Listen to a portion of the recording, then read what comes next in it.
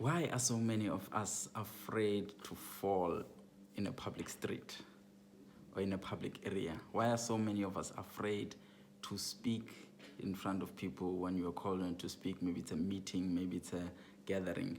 Why are so many people afraid to be embarrassed in public? The reason why we are talking about this subject today is because a lot of people are going through this. And this is the video that I'm gonna explain to you why people get embarrassed about little things, and how you can avoid those things. First of all, we are raised in a society where perfection is the norm. People expect perfection. So the reason why you're afraid to fall down on the street when people are watching is because we're supposed to be perfect. You're not supposed to be falling. You're supposed to be walking. You know what you're doing. The reason why most people don't want to talk in public is because they think they will be less than perfect. So that's basically the aim of the video today, is just to share with you experiences and actually get you into embracing those moments, getting to embracing those moments. I shared a story this past weekend. I shared a story on my social media of how I started speaking. And it's a very, very interesting story because I decided to start public speaking. I decided to start motivational speaking about 2 years ago. I grew up as a shy child. I was the last to raise up my hand in class. I was shy.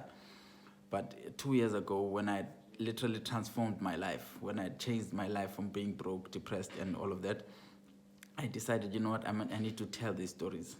So 2 years ago, I decided, you know what, let me get myself into telling these stories. Now I was afraid. I was really, really afraid. So the first time I decided to go was with a crew of mine. It was World Read Aloud Day. And I decided, you know what, let me volunteer for this. I volunteered and we went to read to various early childhood development centers. So we're reading to toddlers. First daycare came around and there were 3 of us. And there were 3 daycares we were supposed to read to. So when the first one came around, I just looked down and the first guy did an amazing job. The kids were laughing. It was jumping up and down. Everything was cool.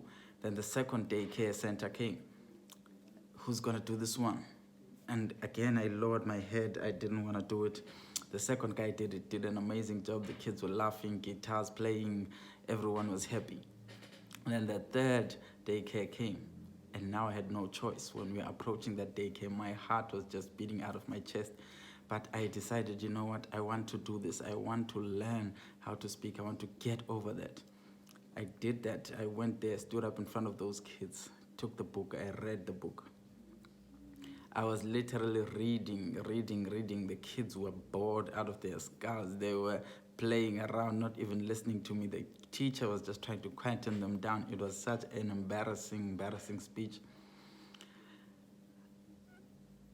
I did not even finish the story. That was how bad it was. That was my first ever experience when I decided to get into public speaking. That was my first. It was an awful experience. The kids were laughing. It was just awful.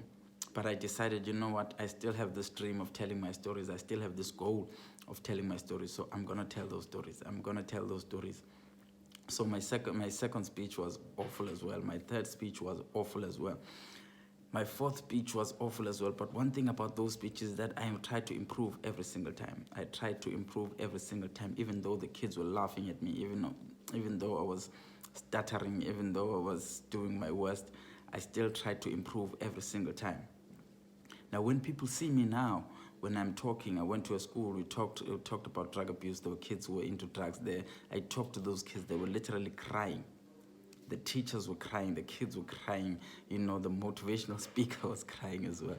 So to get to that level, most people don't understand. They see me now speaking, having an impact, making an impact in people's lives, and they think that I'm just perfect. I am not perfect. I started with the worst speech ever.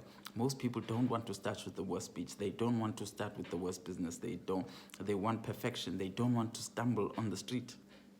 Most people don't want to stumble on the street.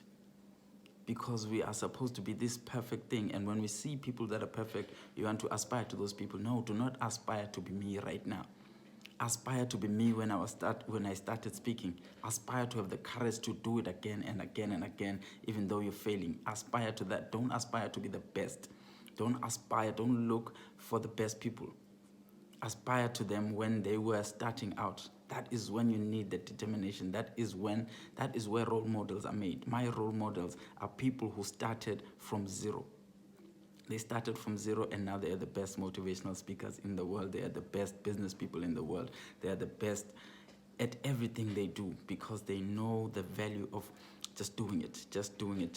Perfection there is no such thing as perfection. Perfection, you work at it. I had to work at it and work at it and work at it. Do not expect perfection in your first business. Do not expect perfection in your first relationship or whatever. Perfection is not there. You just have to go.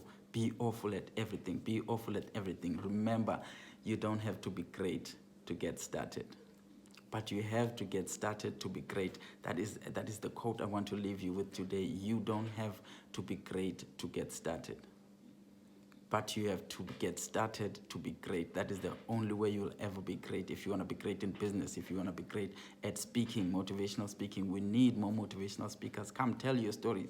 Tell your stories, but you have to tell that first story that's going to be awful. You have to tell that first story that's people are going to laugh at you. People are going to laugh at you. There is no way around it. People are going to laugh at you. It's just, do you have it, what it takes? Do you want it bad enough? I wanted it bad enough, and I'm here right now being able to talk, doing YouTube, doing TikTok, talking to children, talking to adults, motivating a lot of people, because I decided I will not give up. I will not give up after my first speech. Even if people laugh at me, I will not give up. Even if people don't pay attention to me, I will not give up. So that's the lesson I want us to take today. Do not expect perfection in your first try, in your second try, in your third try. I'm on my 25th YouTube video right now. I'm not even keeping count, but I'm still getting low views. I don't care. I know my first 20, 30, 40, 50, 100 videos are not going to make an impact, but I'm going to get to that 150 videos. I'm going to get to the 200 videos. I'm going to get to the 300 videos. And I promise you, when I get to 300 videos, it will be an impact. My channel will have grown. I will have loads of subscribers, and I will have motivated a lot of people. So it's very, very important today that you don't expect perfection. Go out there today. Start right now. What is the one thing that you want to do? Type it down in the comments below. What is the one thing that you want to do, so that you can inspire other people as well? Your goals are not unique. Other people also want to achieve those goals. So write down in the comments below, what is the one thing that you want to get started, but you're afraid because you're not perfect? Write it down in the comments and let's have a conversation there. Thank you so much for listening to this video. And please, when you're done, if you're getting value from these videos, click the subscribe button right there, and you can get notified. Click the bell as well, so that every time I release a new video, you are the first one to see it. Thank you so much, and have a lovely, lovely, lovely day.